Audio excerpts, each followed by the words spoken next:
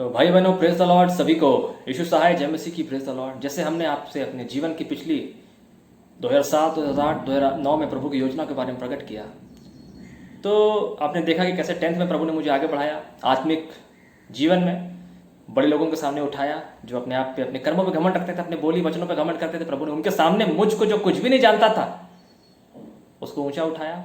बड़े लोगों ने मुझे रिवॉर्ड दिया और प्रभु का काम प्रकट हुआ। 12th में भी ऐसा ही हुआ। प्रभु ने मेरे लिए प्रकट किया, उस दोस्त को ठहराया, नोट्स आया, मुझे समझ दी कि मैं कैच कर पाया और लिख पाया, और मैंने अनुग्रह का संख्या को प्राप्त किया है। तो आज मैं निश्चिंत हूं कि जो भी मैंने पाया उसका फल भी मुझे मिलेगा, है ना। मुझे पैसे नहीं चाहिए, मुझे बड़ा जॉब या कुछ बड़ा नहीं, मुझे प्रभु में बड़ा काम करना है कि वो बढ़े और मैं घटूं, क्योंकि सब कुछ जो मैं पाया हूं आज, जो भी हूं, प्रभु के बल से हूं।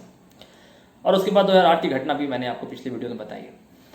तो अब हम लोग आते हैं 2009 के 12th को करने के बाद मेरा जो मन था वो इंग्लिश ऑनर्स या मैथ्स ऑनर्स करने का मन था। मैथ्स मेरा अच्छा था और मैं खुद भी सरप्राइज था कि 10th में जो मैं 1 महीना किताब लाया था, कैसे मैंने 87 नंबर को पा लिया।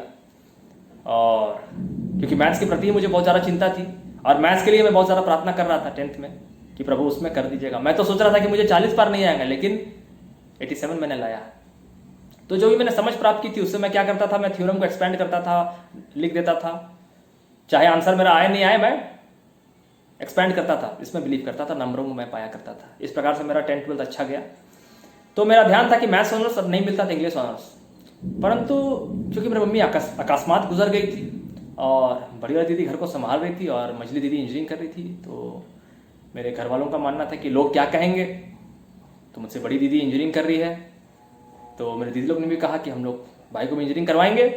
यदि भी हमारी पारिवारिक परिस्थिति उसमें अच्छा नहीं थी, कर्ज लेके मुझे भेजा गया। परंतु उसके बाद इंजीनियरिंग लाइफ में जो मैंने बताया अपनी गवाहियों में, 2009 के अगस्त सितंबर में मैं गया था और 2012 के दिसंबर में वापस लौटा। इस दौरान जो 7 सेमेस्टर का समय मैंने बिताया, मैंने क्या क्या प्राप्त किया। मैंने कुछ प्राप्त नहीं किया। 2 ईयर बैक मैंने रिसीव किए।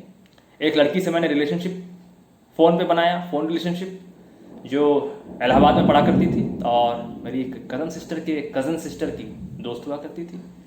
और मैं क्रिकेट खेलने का जो शौकीन था, वो आदत जो मेरी बचपन से बनी हुई थी, और जो मैं एक ईगोमैनियक आदमी था, मैं घमंडी आदमी था, मैं अपने खेल, अपने टैलेंट में बहुत घमंड करता था। मैं लोगों को नीचा दिखाया करता था। तो मैं चेन्नई पे भी बहुत ही बेट लगाया करता था। मेरा जीवन बेट में ही गुजर रहा था। तो ये बेट ने ही मुझे बेटिंग पे ले आया। अब मैं IPL में बेटिंग लगाने लगा, लेकिन यहाँ मुझे सदमा लग गया, मैंने बड़ी रकम हार दी और फिर मुझे वो अपने पैसों को ही देना पड़ा उनको। और उसके बाद मुझे बैक भी लग गया, मैं ना क्लास जा पा रहा हूँ, लड़की से ब्रेकअप हो गया। 11-12 मैंने वो बेटिंग में पैसा लगाया था, दोस्तों के बीच में ही हार गया। और मैच लगाता था मैं रिकवर करने के लिए कि फिजिकली मैच खेलूँ क्रिकेट में, वो भी हार रहा था। मेरा बुरा समय जा रहा था और मैं नशेबाजी में लिप्त हो गया था, घर से दूर था, झूठ की जिंदगी जी रहा था, झूठ बोल रहा था। तमाम तरह से विपत्ति मेरे जीवन में आ गई थी, खासकर 11 से शुरुआत होकर 10 में मुझे पहला बैक लगा था। तो 7, 8, 9 के बाद 10 में ही मुझे बैक कर दिया गया। उसके बाद फिर मैंने 11 में ज्वाइन किया, उसके बाद 12 मुझे दूसरा बैक दे दिया गया। तो 10, 11 और 12 इसमें मैंने गर्लफ्रेंड बनाया, फ़ोन गर्लफ्रेंड। उसने मुझे ठुकराया। 2 साल उसने लगभग बात किया, 1.25 साल। परंतु जब उसने देखा कि अनसक्सेसफुल आदमी, मैं उसे दोष नहीं लगाता। कोई भी लड़की अगर देखेगी एक लड़का जो नहीं सुधर रहा है, सक्सेसफुल नहीं हो रहा है, एक मौका दिया, दूसरे मौका भी नहीं सुधर रहा है, तो एक कोई भी कैरियर फोकस्ड लड़की, कोई प्रोफेशनल लड़की, कोई भी स्पिरिचुअल लड़की सोचेगी कि ये सही नहीं है मेरे लिए, मैच इज नॉट कंपेटिबल। उसने मुझे साफ कह दिया, you are incompatible with me. ये शब्द बोल के उसने मुझे ठुकराया था आखिरी बार, आखिरी दिनों में, जो आज तक मुझे मेरे मन पे एक चुभता है। और जब तक मैं कुछ प्रभु में बनना चाहूँ, प्रभु का नाम को उसके आगे प्रकट ना कर दूँ, ये आज तक मेरे जीवन में चुभता रहेगा। क्योंकि मैं छोटी छोटी बातों को भूल जाता हूँ, लेकिन अर्ज से पुरानी बातों को याद रखने की और उसका उत्तर पाने की प्रभु से मुझे मेरे मन में जलन रहती है, आशा रहती है। और मैं किसी को बदला देने में विश्वास नहीं रखता हूँ, अब प्रभु की ओर से अनुग्रह में विश्वास रखता हूँ। तो अपने बीते दिनों के जीवन में मैंने जो कुछ भी किया है, पाया है, उन सब का प्रभु से मैं प्रतिफल चाहता हूँ और अनुग्रह और न्याय चाहता हूँ। तो खैर 2010 में मैंने पहला बैक रिसीव किया, 9 में मैं इंजीनियरिंग करने को गया, फिर 11 मैंने ज्वाइन किया, परंतु फिर 12 मुझे दूसरा बैक लगा। इस दौरान मैंने 11 और 12 में बैटिंग में हाथ आजमाया, क्योंकि मैं फिल्मों का शौकीन था। उसमें जन्नत पिक्चर में देख रहा था मेरी गर्लफ्रेंड को भी वो अच्छा पिक्चर पसंद था, मैं गाना गाया करता था और उस पिक्चर का टाइटल ही था जन्नत इन सर्च ऑफ हेवन, और इमरान हाशमी उसमें मेरे एक अच्छा एक्टर हुआ करते थे, फेवरेट एक्टर। तो मैंने देखा था कि वो कैसे बेटिंग लाइफ लेके पैसा कमा रहे थे और ज़िंदगी उनका अच्छा बीत रहा था। तो मैंने उसको मोटिवेट होके गलत शिक्षा को मैंने ले लिया, और क्योंकि मैं अन्य जातियों की संगति में चला गया था, चेन्नई में मैं रहा करता था, केलम्बक्कम में, गंगा यमन मेरा एरिया था, और मेरे जहाँ मैं रहा करता था उस फ्लैट का नंबर था house number 3/387, first floor, Ganga Yaman, Kelambakkam, Chennai, Kanchipuram. आज भी मुझे वो घर याद है, वो घर का पता याद है, क्योंकि मैं, जैसे मैंने कहा, मैं छोटी छोटी बातों को भूल जाता हूँ परंतु बड़ी बड़ी बातों को याद रखता हूँ प्रभु की कृपा से। तो वहाँ जाने के बाद मेरे नए नए दोस्त बने, कुछ बिहारीज, कुछ दिल्ली, कुछ यूपी के। घर से पहले मैं बाहर कहीं गया नहीं था, किसी ने मुझे उतना कोई शिक्षा दिया नहीं था, हॉस्टल लाइफ का मुझे एक्सपीरियंस था नहीं, और हॉस्टल में वैसे भी रहना चाहता नहीं था। मेरे दीदी लोग ने मुझे उन्हीं की एक दोस्त मिल गई थी, ये भी एक अद्भुत योजना। जब मैं चेन्नई गया, मेरे पास रहने को स्थान नहीं थे, तो अचानक मेरी दीदी की स्कूल की एक फ्रेंड वहाँ निकल गई, जिस कॉलेज में मेरे एडमिशन की बात हो रही थी, और उसके यहाँ जो लड़का बगल में रहता था, ऋषि भाई जो सीनियर थे, उसके वो लोग लड़के खोज रहे थे रहने के लिए। तो प्रभु ने मेरे लिए वो स्थान पहले ही ठहराया हुआ था कि तू वहीं रहेगा, और मुझे वो स्थान मिल गया, मैं रहा।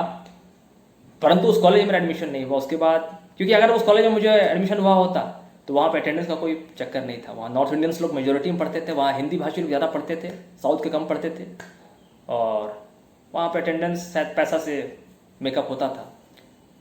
खैर, जो भी प्रभु की योजना थी, मुझ में ही कमी थी, मेरा एडमिशन उस कॉलेज में नहीं हो पाया, वीआईटी कॉलेज में। मैं SRK फॉर्मरा कॉलेज में गया, और वहाँ तमिल्स मेजोरिटी थे, नॉर्थ इंडियन माइनॉरिटी में थे कुछ लोग, जो भी थे बिहार के, यूपी के, राजस्थान के, उनसे मेरी संगति हुई, और ऐसे दोस्तों से मेरी संगति हो गई जो नशेबाजी में लिप्त थे, कुछ पढ़ने में भी थे, लेकिन मैं बुरी चीज़ों को ज़्यादा कैच करता था। पहली बार बाहर गया था, पहली बार बाहर रहने का मौका मिल रहा था, पढ़ने का मौका मिल रहा था, और पहली बार इतना बड़ा सिटी में आया था। मैं तो एक रांची शहर का था, तो बड़े बड़े मॉल देख रहा था, स्पेंसर वगैरह जाया करता था, मैरिना बीच वगैरह जाया करता था, शुरू बर्थडे पार्टीज में जा रहा था, इस तरह से इन्जॉयमेंट हो रहा था दोस्तों के साथ, तो पीने खाने का भी लत लग गया था।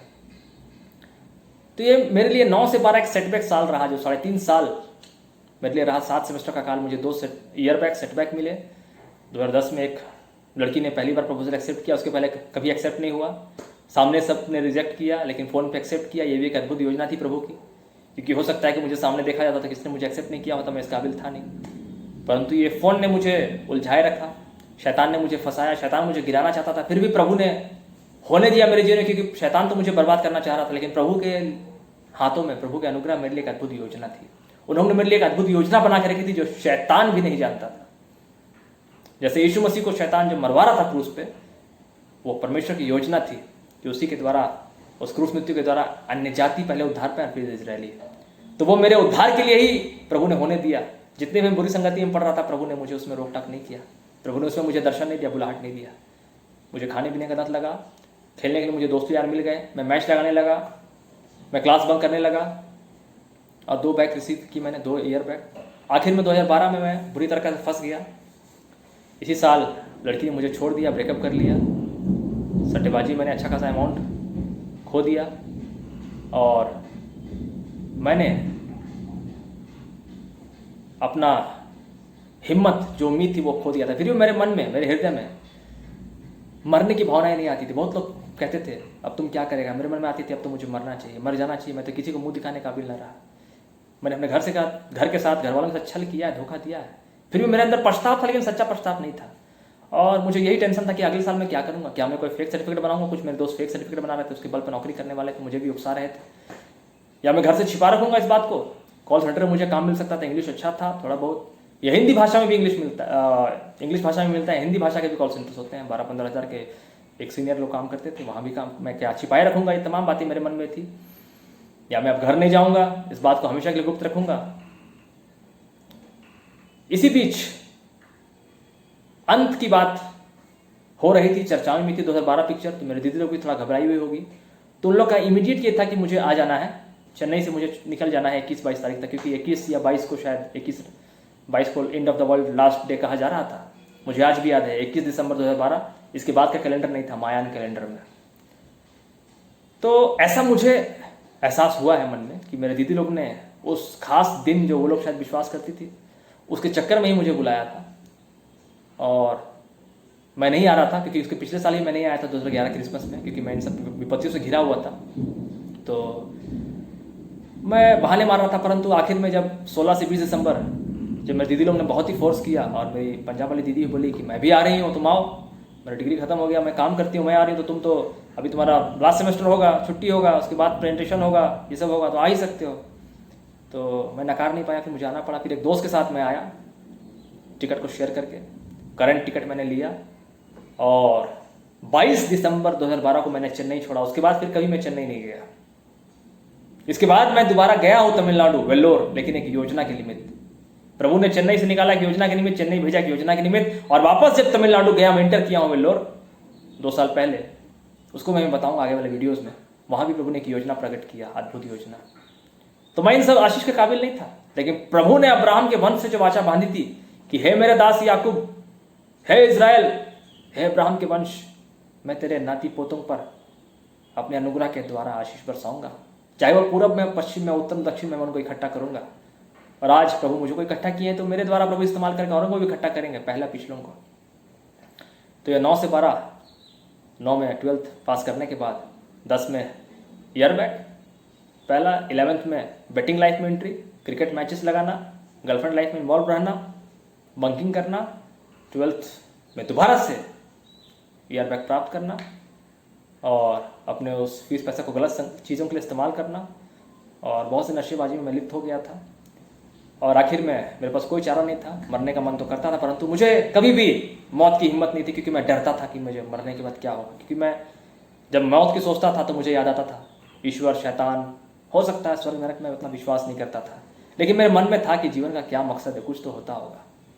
तो आखिर में वो एंड ऑफ द वर्ल्ड जो दुनिया मान रही थी, 21 दिसंबर 2012 के बाद जो कैलेंडर नहीं है, और 22 दिसंबर को मैंने आखिर में चेन्नई छोड़ा, और 24 दिसंबर की रात मैं अपने घर को वापस आया, बुलाया गया। वो क्रिसमस की रात मेरे लिए परमेश्वर की बुलाहट थी, यीशु मसीह की बुलाहट थी। और उसके बाद फिर मैंने पीछे मुड़कर नहीं देखा। जाना मैं चाहता था 2013 में, लेकिन कुछ ऐसा हो गया कि मैं जा नहीं पाया। तो 2007 में वो आशीष प्राप्त किया मैंने। 8 में मैंने एक दुखद घटना से मैं गुजरा, ईश्वर की निंदा की, फिर भी प्रभु ने मेरे विश्वास को और मजबूत किया। 2009 में मुझे और आगे बढ़ाया। फिर मैं चेन्नई को गया, 7 सेमेस्टर मैंने गवाए। इस दौरान मैंने प्रेम में ठोकर खाया, दोस्ती में ठोकर खाया, जातियों को संगति में बड़ा पूरा बर्बाद हो गया। मेरा जीवन, चाल चलन, रहन सहन सब नीचे एकदम मलीच गलीच स्तर का हो गया था। मेरा बोली चाली, मैं इंजीनियरिंग स्टूडेंट लगता ही नहीं था, बर्बाद हो चला था, बोझ तले दबा था, कर्ज तले दबा था। लेकिन प्रभु ने 2012 में 7 सेमेस्टर गंवाने के बाद 2012 के 12वां महीना, और आज जो हम झारखंड राज्य में आशीषित हैं, ये झारखंड राज्य का बना हुआ भी 12वां साल था। हम लोग जानते हैं नवंबर 2000 में झारखंड राज्य अलग हुआ था। तो प्रभु ने झारखंड के लिए एक अद्भुत योजना बना रखी थी, क्योंकि हम लोग जानते हैं दाऊद नगर झारखंड को कहा जाता है, क्योंकि हम लोग जानते हैं बिरसा मुंडा के द्वारा यहाँ का कल्याण माना जाता है, और उनको यहाँ के दाऊद के रूप में देखा जाता है। मसीही भाई बहनों के द्वारा, मसीही कलीसिया के द्वारा प्रभु ने उनके द्वारा उद्धार किया। तो प्रभु ने दाऊद पर की गई वाचा, मसीह पर की गई वाचा, हम जैसे पापियों के ऊपर उद्धार के द्वारा प्रकट किया। उद्धार का टोप पहनाने की प्रभु की योजना थी। तो 12 में आने के बाद उस क्रिसमस रात को 24 तारीख को प्रभु ने लौटा दिया मेरे परिवार को, उसका उड़ाव पुत्र बेटा, खोया हुआ बेटा पाप संगति में प्रभु ने लौटाने की योजना थी। तो 7 सेमेस्टर का समय मैंने गवाया, ये भी एक अद्भुत योजना के रूप में था। शब्द का परमेश्वर का अनुग्रह अब मेरे जीवन में पूरी तरीके से उतरने वाला था, मैं कहीं का नहीं रहा था। उस ईयर बैक के बाद, ब्रेकअप के बाद, बेटिंग लाइफ के बाद, ठोकर खाने के बाद, ठुकराए जाने के बाद, सब कुछ खो देने के बाद प्रभु ने इसके बाद मुझे रिजेनरेट किया, रेनोवेट किया, रिडीम किया, रेसरेक्ट किया, मृत्यु से पुनरुत्थान की ओर लाया।